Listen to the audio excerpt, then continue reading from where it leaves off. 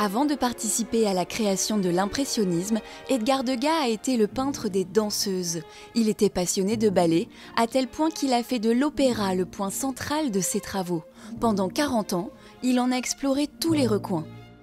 Il voyait plusieurs dizaines, voire centaines de fois le même spectacle, jusqu'à s'en imprégner vraiment énormément. Et ça inspirait son travail. Il ne travaillait pas sur le vif, mais à l'atelier, de mémoire.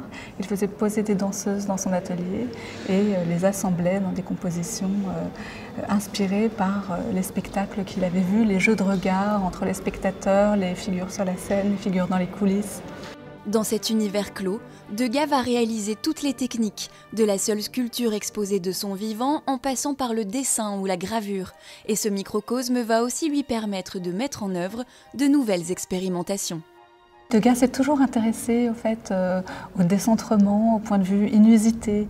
Avec l'opéra, justement, il peut explorer différents types de regards, le point de vue des danseuses qui se préparent juste avant d'entrer en coulisses. Ces manières de s'attacher à des cadrages originaux, audacieux, introduisent cette notion de mouvement, de vivacité dans son travail.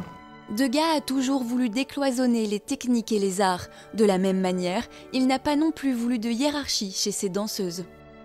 C'est ce qu'il appréciait beaucoup dans l'opéra, c'est qu'à l'opéra se côtoyaient différentes classes de la société et il pouvait voir l'alliance du, comme il le dit, populacier museau et de la classe privilégiée se côtoyer. Il avait une vision très moderne de la beauté, très baudelairienne, c'est-à-dire que tout ce qui n'est pas légèrement difforme n'est pas beau. Et il aimait la beauté un peu bizarre, justement, les choses un peu originales qui ont de la saveur. Sa muse, sa chambre à lui, son laboratoire, c'est là, à l'opéra finalement, qu'il passe une grande partie de sa vie. Et c'est ce qui donne à voir aujourd'hui près de la moitié de son œuvre.